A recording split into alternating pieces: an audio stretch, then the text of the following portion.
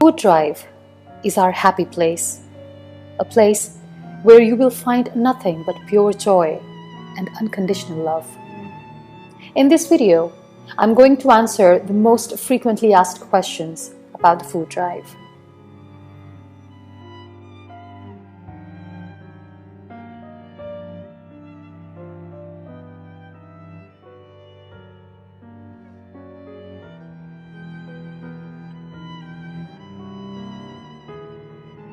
Food Drive is a drive for equality.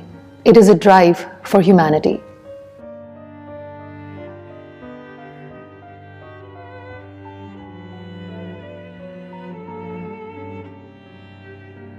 In 2016, when our national hero Abdul Sattar Eidi passed away, there was this despair in the air. People were sad. I saw people posting his beautiful quotes about humanity on social media. It was great. But then I wondered that just sharing what he said, is that enough? A man who devoted his entire life in serving humanity left a legacy behind for you and I to follow. So I discussed this with my friends, a group of friends, and over a cup of coffee we decided that let's do something, let's give back to society the way Abdul Sattar Eidi did, in whatever available resources that we had at that time. And we all came up with an idea that we all can share food, the food that we eat 3 times a day. It's our responsibility to share it with the people in our community. And that's how the whole food drive started, literally with this one drive of giving back to the society. This is a question that everybody asks, why just food? And my answer is, why not food? Just because we can afford 3 meals a day does not mean that everybody can. There are so many people on the roadsides who cannot afford just 1 meal a day. And if we can afford 3 meals a day, it's our responsibility to share one of those 3 meals with those who are in need. And yes, food is just a reason to bring people together, to sit together where we can share not just the food, but the love and kindness that we all have in our hearts. And at the food drive, gradually I've seen people celebrating their birthdays. We celebrate our happy moments, our sad moments. I've seen my musician friends coming and doing drum circles with the children who work on the streets. To me, food drive is all about connecting people with each other. I've seen so many beautiful students who come at the food drive, students from different universities, schools and colleges, who were just there as volunteers. The people who just take out time for the people who are neglected. So yes, food is just one of the many reasons that why we want people to come and sit together and share life with each other. I think not just the food drive, but any initiative requires 3 major things. Your persistent passion to give back to the society, your unconditional love and unconditional kindness, and the purity of your intention. These 3 things can make every initiative possible. And we have never claimed that we feed people. We cannot. God does. What we believe or what we claim is that we have so much love in our hearts, the unconditional love that we share at the food drive. And we feel blessed because out of so many people, God has chosen us to share what He has given to us with the people around us.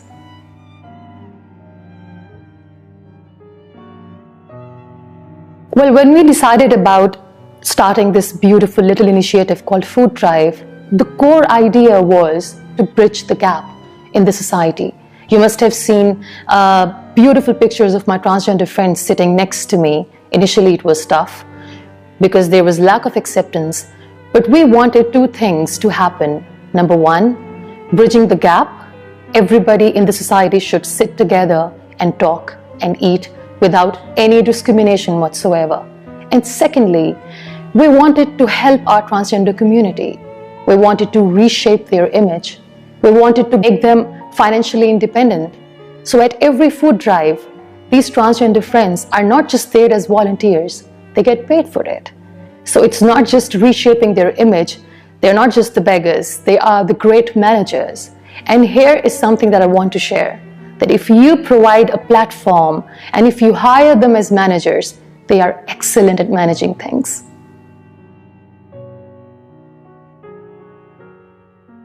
Well, we don't have a team as such. The people that you see in the pictures, I call them Food Drive family. As I said, that we, a group of friends, started this initiative with whatever budget in our pockets we had in the very available resources.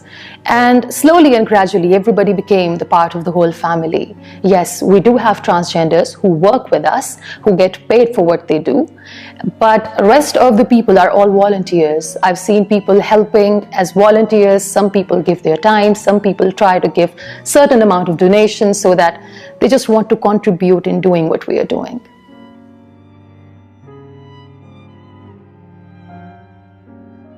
I think the biggest challenge at the food drive was the mindset of the community.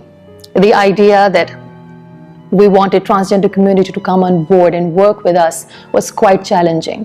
Not everybody loved the idea. I remember there were so many people who came at the food drive and refused to take the food from the hand of a transgender, and that was disheartening. I remember initially when I used to post pictures with my food drive friends, the transgender friends, people hated it. I read all those hateful comments. That was disheartening too. But we didn't stop, because this was the whole idea. It was about bridging gap. It's about giving love and respect and acceptance to each and every individual living. But Alhamdulillah, by far, things have changed. People have accepted people the way they are. And I think this is one of the many reasons why the Food Drive team and the family feel so happy about it.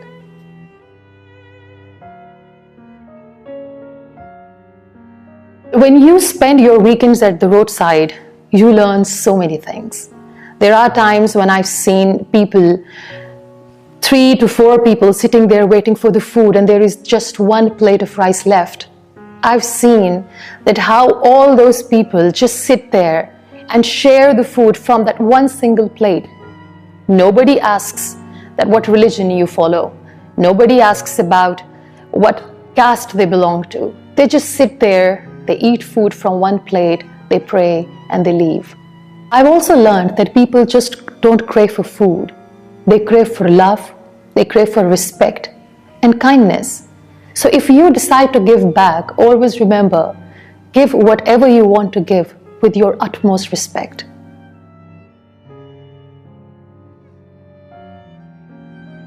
Well, the message would be very simple. We need more doers and less talkers.